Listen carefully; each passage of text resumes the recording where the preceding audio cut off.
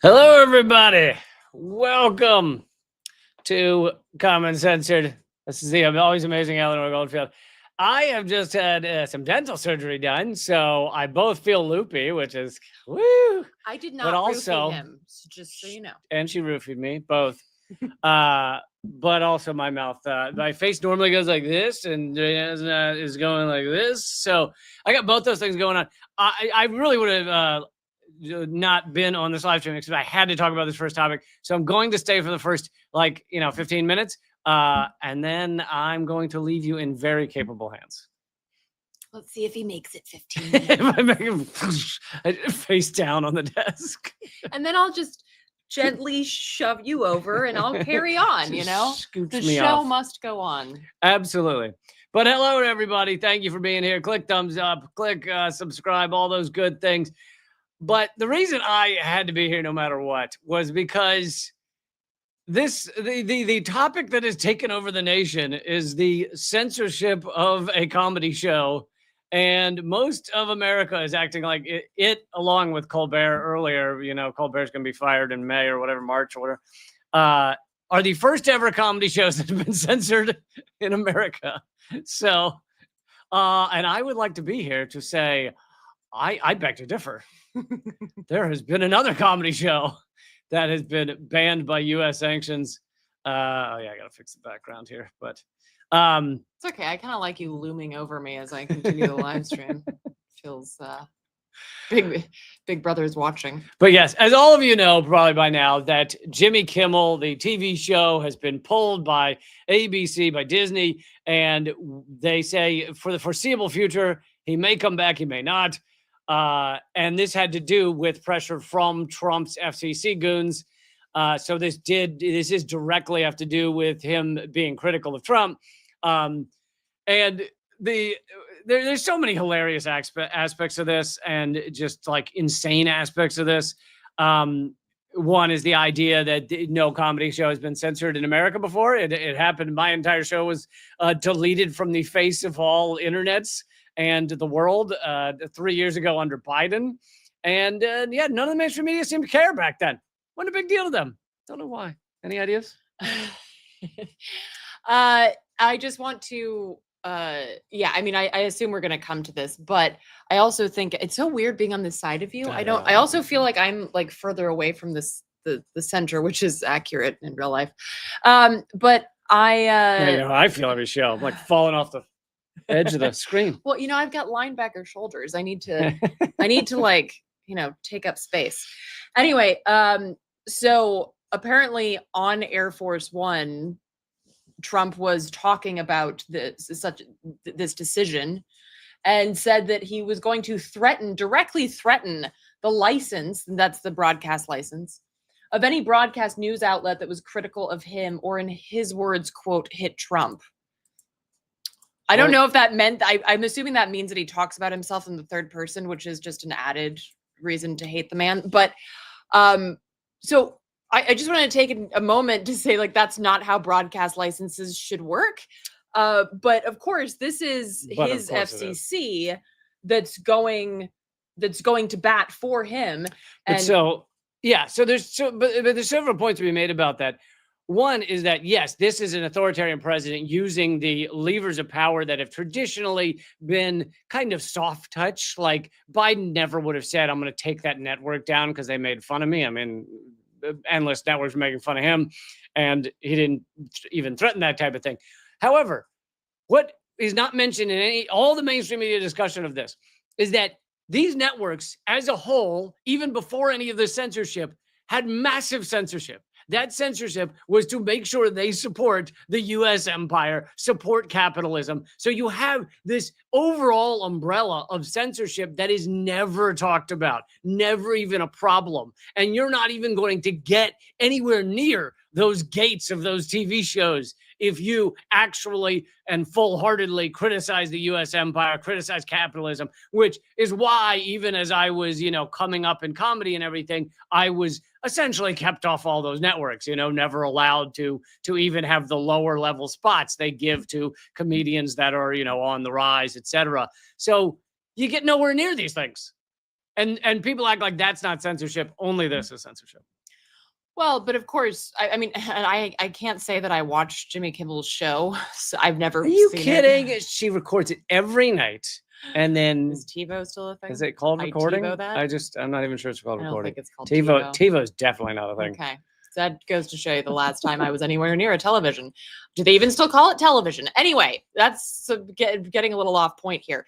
But two people that look like they're in their 30s and act like they're in their 90s. So of course, Jimmy Kimmel was in the place, as you just pointed out, Lee, was in the place that he was because he never went to the root causes of the things that we're dealing with in this society.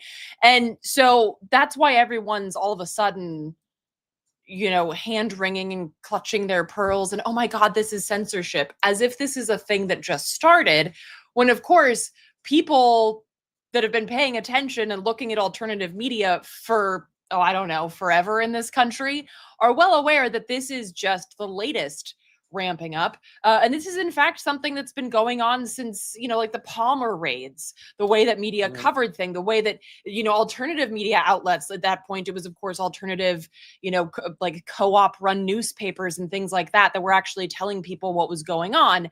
But this is as American as apple pie, which is a German. So is it a horror show of censorship? Absolutely. Is it a new horror show? No. This has existed for a long time. I mean, the crushing of Lenny Bruce, even though George Carlin, luckily we got all of his great specials later on, it was because there was one channel that didn't have ad dollars, HBO, and he happened to have a deal with them. So he was able to say the things, he had freedom to say those things. But yeah, no, it's like, I mean, the Smothers Brothers were kicked off of their show for being against the Vietnam War. This is just a ramping up of the censorship we've seen in the mainstream media landscape. Well, and you worked with people who were censored for being against the Iraq War. Yeah. Oh, yeah. And Janine Garofalo lost a lot of her work because she was willing to be against the Iraq War on television. And yeah, so this is it's a more famous person, it's a bigger name, and it's a bigger deal for the president to directly say, I'm going to revoke the license of these networks. Another level of this that we haven't gotten to yet is this shows how pathetic corporate America, mainly liberals in corporate America, are at fighting back against any level of, impending fascism.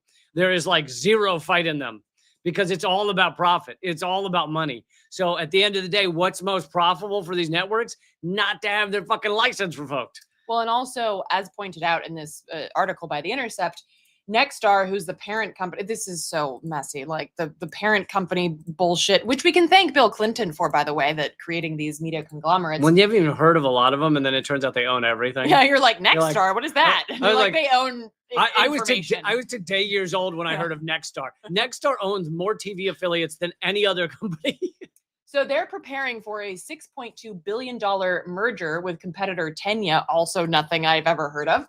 One that would require, here it goes. Not to be confused with Enya. Enya doesn't own any of those. No, she lives in a castle with her cats in Ireland, which I'm just going to say #life goals.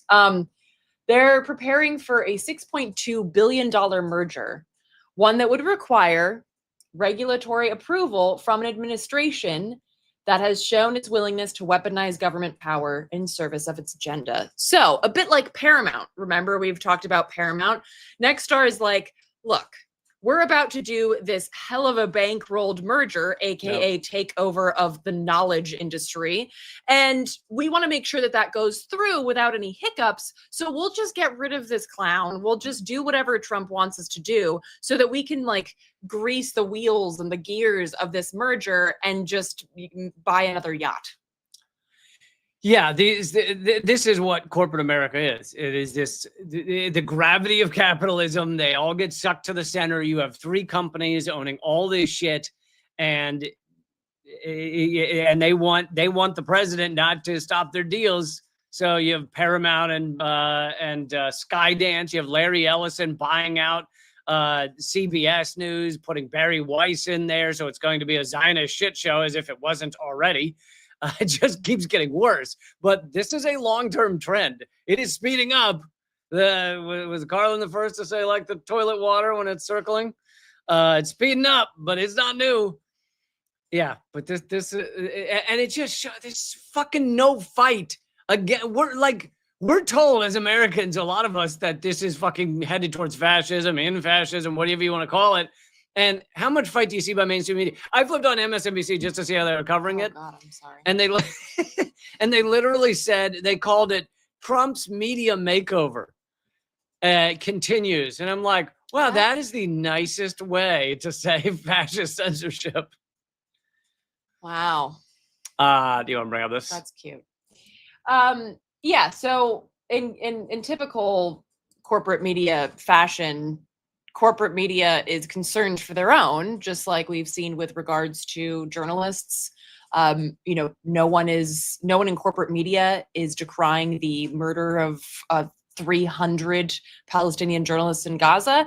And media is certainly not decrying the fact that free speech has taken a arguably bigger hit with regards to, with regards to Mahmoud Khalil, but corporate media is not talking about that. So again, I'm not saying what happened to Jimmy Kimmel is cool, but it's like, this is a bit more intense, arguably, because basically a judge, if folks don't remember who Mahmoud Khalil is, he was detained or kidnapped by immigration authorities for 3 months. He was detained in New York and then sent down to Louisiana, basically for advocating for Palestinian rights. And a judge on Wednesday ordered that he be deported to Algeria or Syria. So he was born in Syria. He's a green card holder. And you'd think that this news that basically he could be deported for exercising his right to free speech would make some news. Yeah. But didn't. Also important to note that Khalil does appear safe so long as his federal case against the original detention proceeds, but the new immigration ruling, because there's an immigration court and then there's a federal, it's a mess. But the new immigration ruling was under new pretenses, meaning he could be deported when the federal trial ends. So this is, as The Intercept points out, this is a far more brutal and dangerous consequence of speech. A bigger capitulation by mainstream media than Jimmy Kimmel. And I mean, part of this is also what's it called? It snowballs. It snowballs, right? So part of the fact that they're not covering it now is because they didn't cover it to begin with, barely. This was not big news to begin with, and this really speaks to what folks call the Palestine exception. That the media treats anything to do with Palestine as just automatically has to do with anti-Semitism, so we're not going to touch it. Even if, in this case, somebody is being threatened with deportation because they spoke out against a genocide. Ramiza Ozturk was jailed for writing an op-ed. I'm not kidding. So that's not even including all the kids who lost their degrees, lost their graduation. Yeah.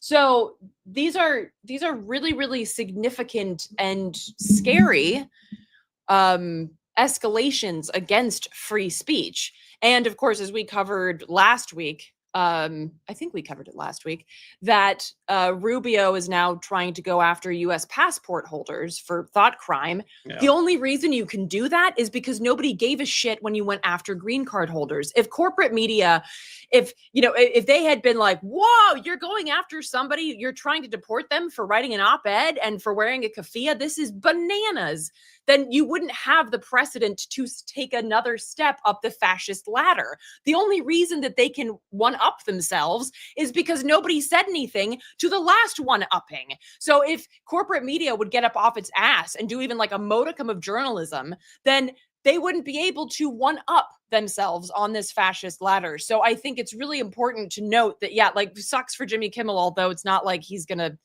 be homeless or anything.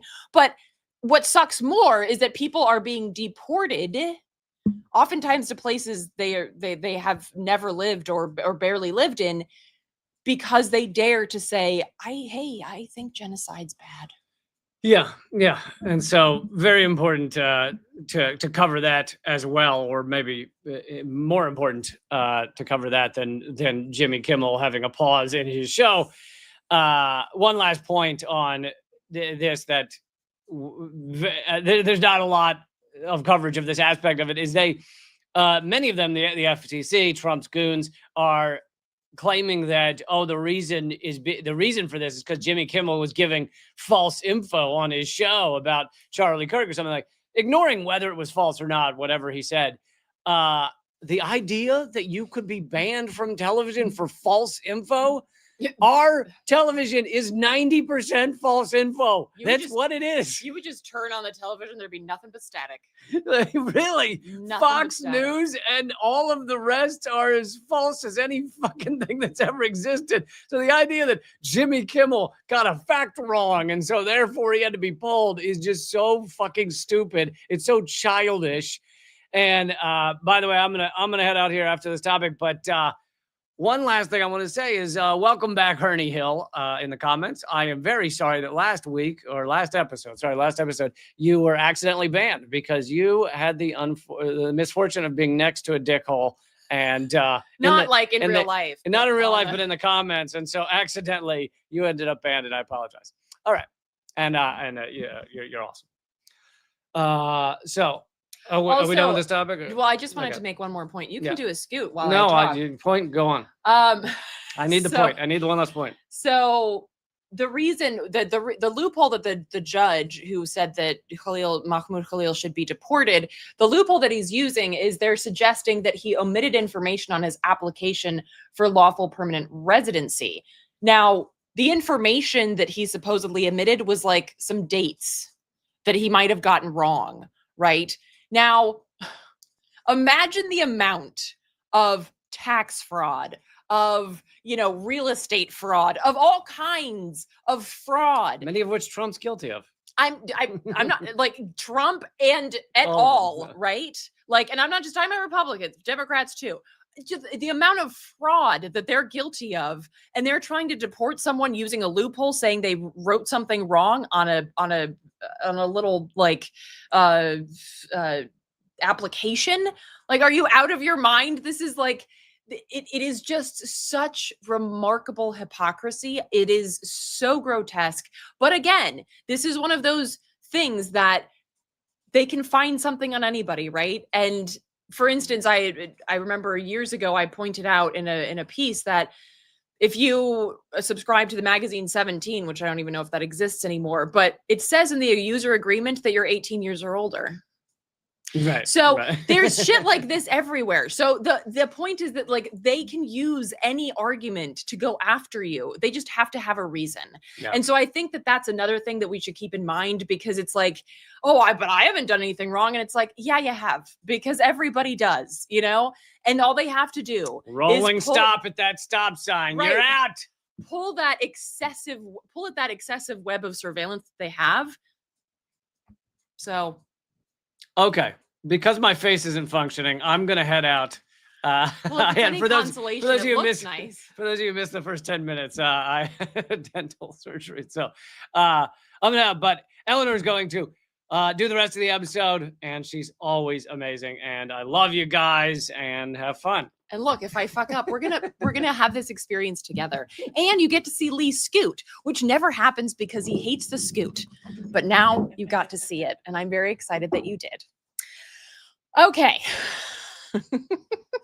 Let's see if I remember how to do this. Okay.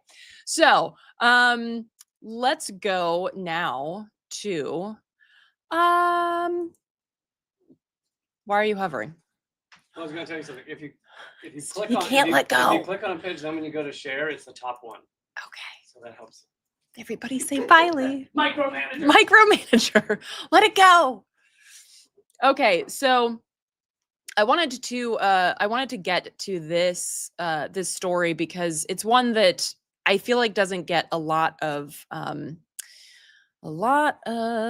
play here. Share. Okay.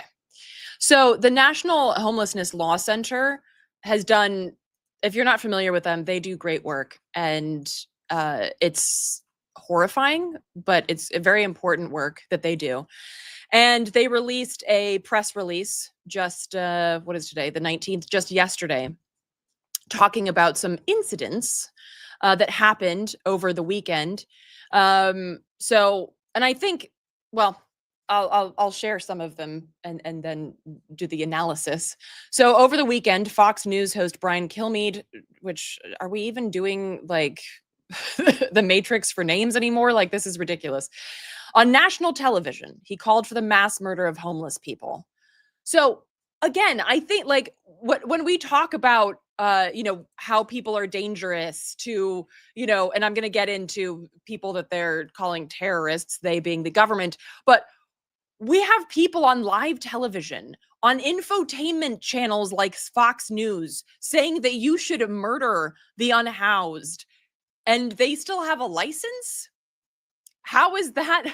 How does that still go under the umbrella of free speech when you're literally inciting violence against people because of their lack of money for housing? On September 15th, homeless people in Minneapolis were the victims of a mass shooting. Instead of responding with housing for those victims, the government responded with bulldozers, because clearly, if you're attacked for not having housing, it's not the person who attacked you's fault. It's your fault for not having housing, you lazy bum, right? In a time when I just spoke to Richard Wolff recently, you'll see this on next week's episode of Project Censored. I just spoke to Richard Wolff about the fact that a record number of people in the United States now cite a crisis level economic anxiety, meaning they can't pay for basic things like food or, oh, I don't know, housing. Most people are underwater when it comes to their mortgages or their rent. Most people could not afford a $400 emergency. So the idea that you are going to not only criminalize homelessness, but you are going to incite violence against those who have nowhere to go is a level of psychopathy that, again, is very American, but is so twisted. And at the same time, you're deporting people for saying free Palestine. And third, also on September 15th, a homeless man named Corey Zukatis, trigger warning here for folks, was found dead, hanging from a tree in Mississippi.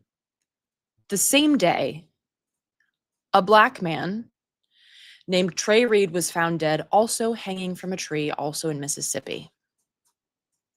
Now, I don't have any information about these, let's call them deaths. I will say that where Trey was found is not far from where Emmett Till was found.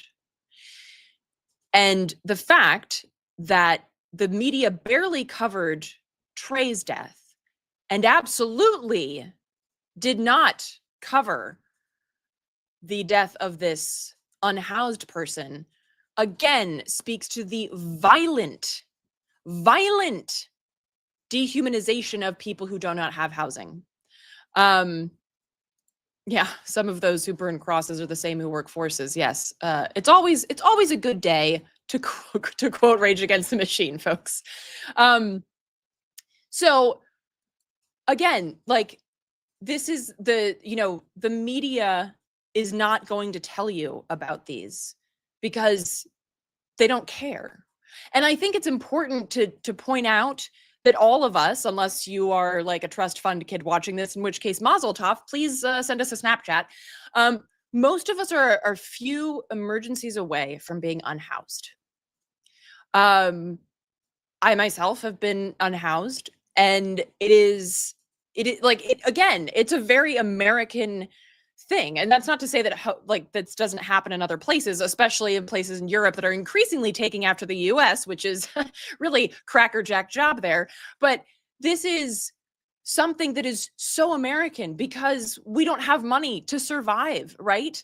And if your choice is between paying for rent and paying for food, people will pay for food. If a lot of people will hold on to their cars as opposed to holding on to an apartment because they're like, well, I can make it work in a car and I need to eat, right? So I think that it's important to highlight that, like, there is this very propagandized feeling of being like, oh, that sucks for them, but also that's their problem, right? And of course, that's not the case. And I think most people watching this are not under the impression that homeless people or the unhoused are some kind of, pariahs. But I think it's important to note that the dehumanization of people, it spans like every single part of our country. Every single part of humanity is being sucked out, is being targeted by this administration. And again, it's not just this administration, but they are escalating it, right? And the fact that, for instance, somebody calling for the mass murder of homeless people didn't make the other news, like the fact that like the New York Times or CBS or ABC or whatever the hell weren't like, holy shit, this guy just called for open season on people who are too poor to find housing. That's sick. Why wouldn't you do that? If you were actually an adversarial press that believed in calling out horrific commentary and indeed terrorism, why wouldn't you say boo about that? So again, do check out the National Homelessness Law Center. You can check them out at homelesslaw.org. They do great work. There's also spaces on their website to support their work. And I see in the chat Charlie Kirk called for the same. Yeah, it's really horrific. So, speaking of more people who are in the crosshairs of this administration, and this is, of course, not news, but this particular thing is news. This is from Ken Klippenstein, who writes that the FBI is readying a new war on trans people because there was already a war on trans people by the extremist far right, but this is a new one. So apparently 2 national security officials have told Klippenstein that that they're going to designate transgender people as violent extremists because of what happened to Charlie Kirk. Now, so I'm going to get into this bit more, but if people are like, wait, what? It wasn't a trans person who killed Charlie Kirk. You are correct. And I don't have all I don't know that anybody other than the so-called authorities do, but the person who shot Charlie Kirk had apparently was friends with somebody who was trans, and apparently like wrote on the bullet something about trans folks. And to me, and this is my personal analysis, to me, it seemed like somebody, a bit like Dick Cheney, has a gay daughter, so now therefore thinks being gay is okay. It felt to me like this person had a trans friend or significant other. I don't know what their specific relationship was, and therefore was pissed, rightfully so, at the absolute insane terroristic drivel being pushed by people like Kirk. Now, whether that's really what made him shoot him or not, I don't know. But somehow this was involved in it. Now, the shooter, again, not trans, cis white dude, really can't stress this enough. If you look at the history of shooters in this country, mass and otherwise, predominantly white cis dudes. So, but this is the little nudge, right? This is the little nudge that the FBI wanted in order to go after trans people in new and dystopian ways. So the argument, of course, is what the argument has always been, as Pam Bondi, Attorney General, pointed out. They're putting this crazy ideology in our schools, a cult of gender ideology, which, okay. Gender is a construct like race or whatever. And it, like, you don't have to be a scientist to know that. You might need to read some science, but so this is another one of those episodes of every accusation is an admission. if we're talking about crazy ideologies that they're putting in our schools, what about the crazy ideology that America is the best country in the world? Or sorry, the United States. We call it America. That's another crazy ideology. What about this idea that we're a democracy or a republic or that like we have free speech? Like what about these crazy ideologies that are in our schools? I'd like to do something about that because that shit is just as much a lie as, whatever fluff that people like Fox News and MSNBC and all of these people put out there. It's historical fluff, right? It's historical lies as opposed to what these people do and call it journalism. But I mean, we are just marinating in this horrific stew of lies, and then they're going after people who are like, yeah, I'm just living proof that gender is a construct, and I guess you hate me for that. So, a senior intelligence official told Ken Klippenstein, he writes, that they are cynically targeting trans people because the shooter's lover was trans. Again, I don't know that. I can't corroborate that, but that's what the senior intelligence official told Ken. And he said, quote, the administration has convinced itself that the Charlie Kirk murder exposes some dark conspiracy. You know what I think is, again, it's so funny. It's like these people, oh, thank you. I don't know how to, this is not working. Thank you, Circle Home Services. Oh, thanks. Well, you can watch me on Project Censored. That's up on projectcensored.org or wherever you listen to podcasts. So sorry, I'm gonna try to see comments and Snapchats and that stuff like that, but I don't think I'm as good at Lee as like at the bouncing back and forth. Plus, I have my laptop over here, so I feel a little bit like I'm running like a, like a flight center or something, which I shouldn't do.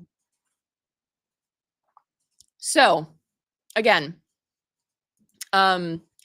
these people love to talk about like the conspiracies, like, oh, it's a trans conspiracy.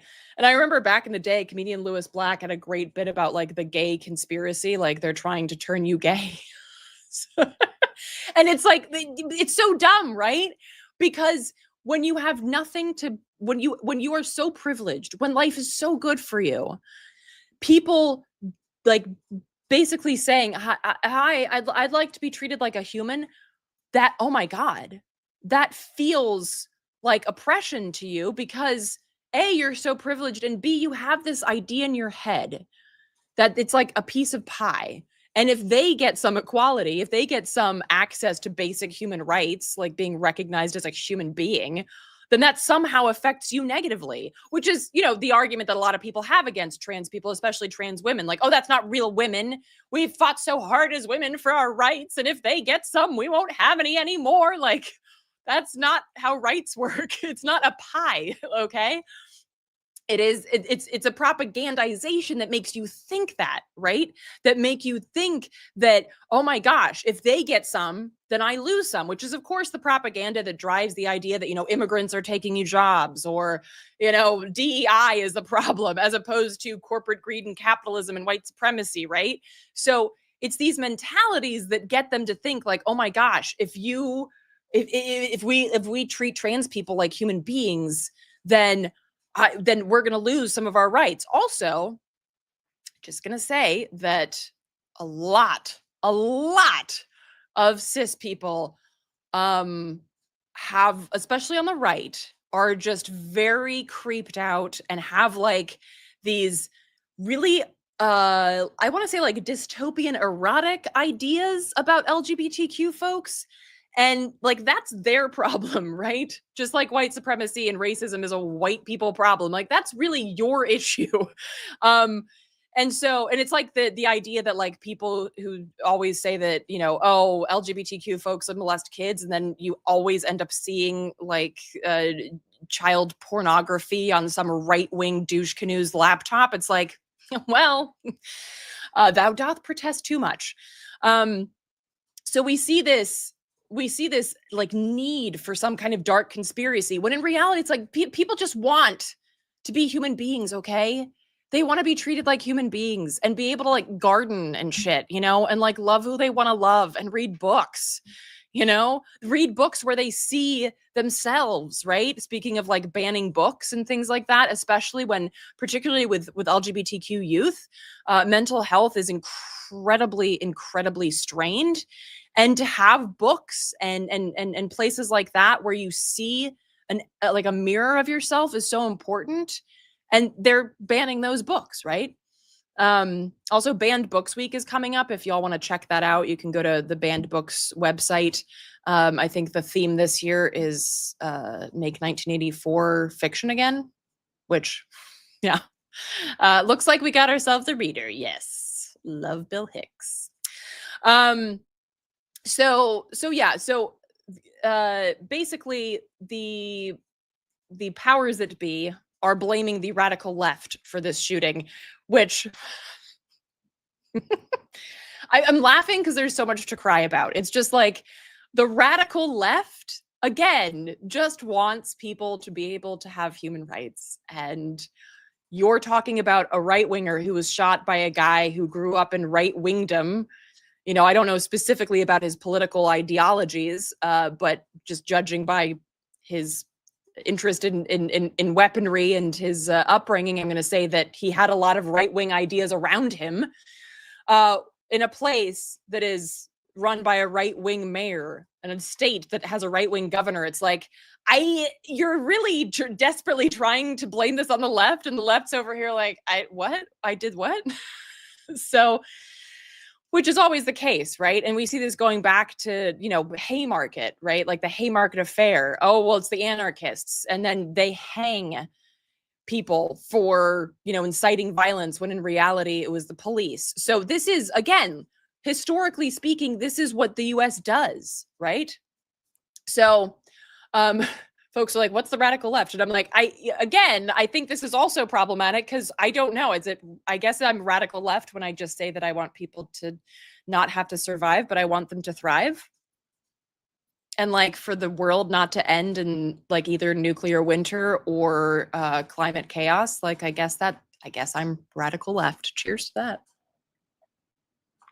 So the FBI has a new threat category, which kind of love this name, nihilistic violent extremists, which actually sounds like a band name. And I'm wondering if anybody's like, does anybody have a band that they could start and call it that? Because I love this name. So, and this is actually a kind of rebrand of the Biden era label, which was anti-authority, anti-government violent extremists, codename Agave. Which was, I guess it was a little too verbose. So maybe they shrunk it down. I'm not sure. Maybe these folks have a harder time with those multiple syllables. But yeah, so they're trying to say that these folks are nihilistic, violent extremists. And again, I think this is one of those moments where like, you keep using that word. I do not think it means what you think it means. Nihilistic does not mean that you want people to have basic human rights. That's not what it means. So yeah, this is a horrifying escalation of the attack on trans folks, and that certainly needs to be covered. Again, I'm looking for where the corporate media is on this story, and they're not. This is, of course, like the same week that President Trump announced that he was designating Antifa as, quote, a major terrorist organization, which, again, this is horrifying, but it's not an organization. It's not the Sierra Club, okay? Like, Antifa is a stance. It is anti-fascist. And if you're anti-Antifa, you're fa. That's pretty clear in the name. So, but I mean, we knew that already. It's just, I mean, it's not like there's no like Antifa headquarters, you know, on like K Street in DC. Like that's not a thing. Like we don't have, you know, letterhead and shit, right? So it's like, this is horrifying and also speaks to the absolute stupidity of this well, I was going to say organization, but the US government is kind of an organization. on its better days. So, also, there's an indictment currently against Kirk's alleged killer that refers to transgender issues 3 separate times. So they're really using this angle, going after a cis white dude who shot Charlie Kirk without the help of a trans person. And yet the indictment mentions trans issues 3 times. Cool. So yeah, this is a very scary and concerning escalation, and it also speaks to, once again, the failure of the quote unquote opposition to stand up and say anything or do anything, right? Like, how many people have stood up in Congress? How many Democrats? How many so-called Democrat-leaning news shows have said that this like open season on trans folks simply for existing is horrifying and should never be accepted, and we have to do more to protect and stand up for our trans community members, particularly trans youth who are especially at high risk and have been victims of extreme violence, including murder, and are every year at remarkable rates. This is there's nothing, right? There's nobody on the so-called side of the opposition because they're not in opposition, right? And I think everybody here was, well aware of that. Yeah, Democrats don't care about us. They don't care about trans people or poor people. Amen. As I said, I think most of the folks here are well aware of that. But it's really important that that continues to be amplified, right? Because I think people fall into this habit of just talking shit about Trump and his administration, which I get it. They're worthy of that. But we can't lose sight of who paved the way for Trump, right? Who made it possible for him to exist as president. His meteoric rise is thanks to Democrats, right? And we exist in this hellscape of a fascistic, I feel like I'm playing fascist whack-a-mole with all the shit that's happening. But all of the shit that's happening has its roots in times and people long before Trump managed to elbow his way into the Oval Office. So important to note, I felt. So let's move on to what shall we do next?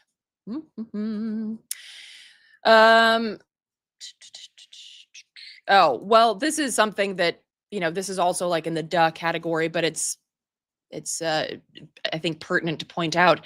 The National Consortium for the Study of Terrorism and Responses to Terrorism came out with the duh point that no, there's no evidence of rising LGBTQ plus violent extremism or trans terrorism. So if you wanted to show anyone a report that shows that just echoes reality, feel free to send them to this program that studies terrorism, like actual terrorism, not just like kids who want to exist. So let's move on. I already did what is that? Oh, that's that. So this happened a couple of weeks ago, I guess September 4th. But this is also another one of those like just bang up jobs by Marco Rubio. He has placed sanctions on 3 Palestinian human rights groups. Yeah, human rights, because the enemy of the United States is human rights. I feel like we all knew that, but again, these 3 groups are the Al-Mazan Center for Human Rights, the Palestinian Center for Human Rights, and Al-Haq. So yeah, this stems from Trump's February executive order that invoked the International Emergency Powers Act. Again, something that already existed. He sanctioned then in February the International Criminal Court, claiming that its investigation of high-level Israeli officials for war crimes was BS. And we've covered this on this show. I've covered it on Project Censored as well. The not just the U.S. disdain for international law, but indeed things like the Hague Invasion Act, which allows for the U.S. to invade the Netherlands in case the International Criminal Court ever gets its hands on somebody the U.S. wants to protect in their war criming. So in Rubio's statement, he says, quote, "The administration has been clear. The United States and Israel are not party to the Rome Statute and are therefore not subject to the ICC's authority." So basically, what he's saying is that we don't do international law, which again, like we knew that in practice, but they're saying it very, point blank here. And of course, it's the US and Israel, just like we see with every UN vote and things like that. And I think we talked about this a couple of weeks ago, that the UN does have authority that it can use, and we'll see this coming week if they then decide to use it to do a shit bit of anything about the genocide that Israel and the US are committing against occupied Palestine. And not, I mean, especially in Gaza, but also what's happening in the West Bank, because that does not get really any coverage. Gaza barely gets any in the corporate media, and the West Bank is, I mean, it might as well be a lunar colony. Actually, I think a lunar colony would get way more coverage. So we'll see what the UN does, but because there are workarounds that the UN has available that it can get around basically the US and Israel being genocidal maniacs. So that would be nice if the UN invoked some of its actual, some of the tools that it has, grew a spine, and actually did something about it. But we shall see. Speaking of things related to Palestine, so the UC Berkeley, which has been pretty famous for being quote unquote left wing, right? Being pretty progressive, has complied in advance and has handed over private staff and student information for Trump's quote unquote anti-Semitism probe. And if you're wondering what the hell that is an executive order that Trump signed in January, creating a multi-agency task force to allegedly combat anti-Semitism on college campuses. It started with just 5 universities. Now it's expanded to 55 after additional complaints were filed. So there's a couple of things happening here. One is that there is way too much power that Zionists have on college campuses to just lodge a complaint and say, I'm privy to Title VI, which everybody is, and I've been the victim of anti-Semitism, and so, you should fire this professor or whatever. Now, anybody who lodges a Title VI complaint should be heard, right? We should always, we should always listen to somebody's claim. But then if it turns out that that person says that they were the victim of anti-Semitism because somebody said from the river to the sea, you slap them on the wrist, tell them to fucking stop it, and send them back to their dorm room. Because that is a waste of time. It was a waste of energy, and they need therapy. So, and I work with Jews and like Jewish Voice for Peace and stuff like that to talk about like how we grow up with this like trauma of the Holocaust and like how people can be easily triggered. I get it. It's also still bullshit, right? As somebody who has experienced legit anti-Semitism and is the descendant of people who have experienced it far harsher than I have, somebody talking geography at you from the river to the sea is not anti-Semitism, okay?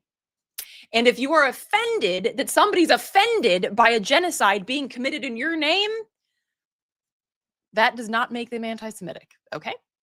And we've talked about this on the show before. So I'm not gonna get up on that soapbox again. But this is where that stems from, right? And so again, I think that it is like the use of Title VI as a tool to go after people who are anti-genocide is really scary.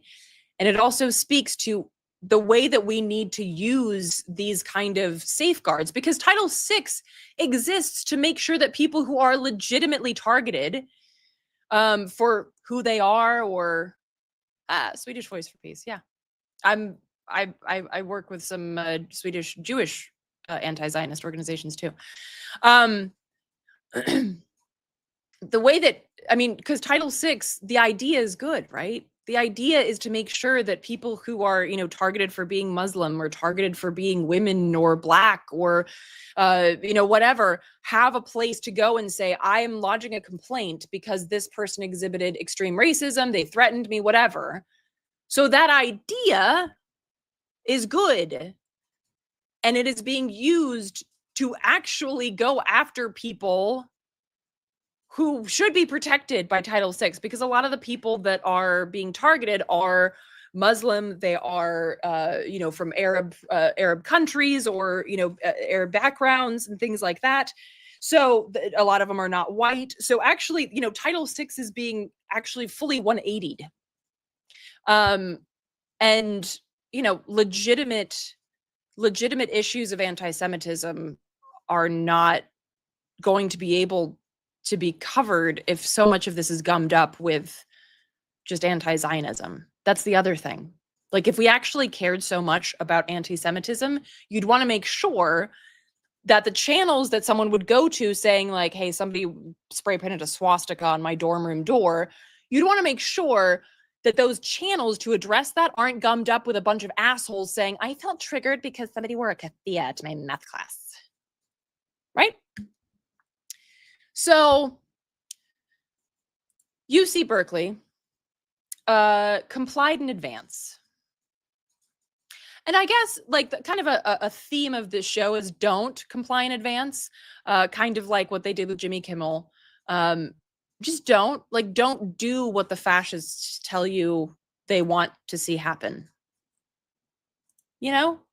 Like dissent, okay? I mean, you're UC Berkeley, okay? You're not a tiny institution. And I recently spoke to, and this is currently up on Project Censored if folks want to go check it out. Again, that's available wherever you listen to podcasts or at projectcensored.org.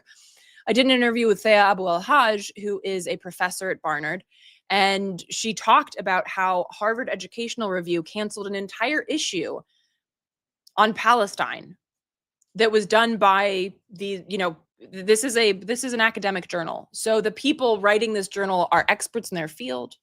They're researchers. These are people who have spent decades studying and who have really important information to impart in academia about what we're looking at right now. They can contextualize this because they've spent decades studying it, right? So Eleanor's throwing up with hair. We are in the home stretch. Yeah, I mean, it's like, okay. It's a little toasty down here. I also think I'm going through perimenopause, but whatever. So Thea Abu El-Haj talks about how the Harvard Educational Review canceled this entire issue. And at the same time that they were doing this, they were getting mad props for standing up to Trump, right? Because if we remember, that's what Harvard was getting all these props, like Harvard, tells Trump to shove it. I mean, they didn't, but that idea that Harvard was the only one, they were a bastion of free speech and academic freedom and values. And at the same time, they're canceling an entire academic journal dedicated to Palestine. So it's like they're complying in advance, but their PR is making sure that they look really good. Again, a classic case of complying in advance and trying to like PR over that shit to make it look good. And this is also why alternative media is really important, because Thea Abu El-Haj, she's not being invited on CNN. She's not being invited to be interviewed by the New York Times, right? So with regards to Berkeley, what happened is that these, students and faculty got a letter. And the letter reads, the Office of Legal Affairs sent them a letter and said that as part of its investigation, OCR required production of comprehensive documents, including files and reports related to alleged anti-Semitic incidents. This notice is to inform you, as required by law and as per directions, your name was included in reports as part of the documents provided. They got this notice, wait for it, 2 weeks after their private information had already been turned over to the government. It's getting a little 1930s Germany in here, isn't it? So in a classic case of irony, it's just so fucking dead. The Hannah Arendt chair, and folks might know who Hannah Arendt is. She was a Jewish author who wrote about totalitarianism and, extremism. And so the Hannah Arendt chair at the European Graduate School at Berkeley was one of the individuals whose information was given to the administration.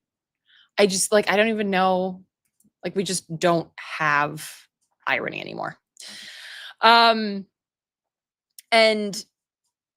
she writes, and she's Jewish, and she writes, to take a position against genocide is certainly not an anti-Semitic thing to do. Genocide can't take place without suppressing political speech and without suppressing educational efforts that will explain what genocide is and how it's happening now, which is exactly the point that Thea Abu al-Hajj did in my interview with her. Again, that's over at Project Censored. The reason that we like knowledge is because it allows us to know what the fuck is going on. How did this genocide, what, why? Oh, well, here we have people who have read all of the things and write a lot of things about this. And, a lot of them are Palestinian. Thea Abu al-Hajj's father was Palestinian, and they're pulling from Palestinian sources. They're pulling from reporters on the ground, and they've lived there, and they're telling us. That's why we want the information, because it's coming from the source. That's the whole fucking point, right? And that is being silenced precisely because of that. And then it's, of course, being handed over to authorities. So this is an example of complying in advance and of something that we have to not do. Stand up and say no, especially if you're, come on, UC Berkeley, at 2 Berkeley, this is a huge institution. It's internationally recognized. And instead of saying, you know what, get the fuck away from our students and our faculty who are exercising not only their right to free speech, but also their right to academic freedom. And the point that Thea Abu al-Hajj made in my interview with her, one of the points was the core mission of these places, these universities, should be learning, confronting information and facts that might make you uncomfortable, right? And that's good. The core mission is not to conflate safety with never having to confront an idea you don't like. That's not what safety means, okay? We need to get more comfortable with being uncomfortable. Because if you're not uncomfortable at genocide, I question your humanity. You should be uncomfortable, and you should be uncomfortable, especially if that genocide is being done in your name, as it is with Jews worldwide. And that discomfort should move you to some kind of action. And it is not to go to, an administrative office on your campus and be like, I feel targeted. That is not the move. And so I think this idea that campuses, or really anywhere, but in particular places that are supposed to be for higher education and for being confronted with ideas that are uncomfortable, right? these places in particular should not be places of what is the term? Prior restraint, right? They should not be places that comply in advance. They should be places that say, okay, this is uncomfortable. This topic is uncomfortable. What are we going to do about it? You know, it's the same thing with like the idea of trying to remove the history of the United States from schools. I agree that's very uncomfortable. It's super uncomfortable because it's a nation founded on genocide and slavery. That shit's very uncomfortable. But it needs to be learned. It needs to be taught, especially to white kids. Because, again, racism is a white people problem, okay? Misogyny is a cis dude problem. And these are, you know, and Israel is a Jewish problem. And we have to confront these really uncomfortable ideas because we have to be a part of the solution of dismantling these systems of oppression. So I'm going to leave it there.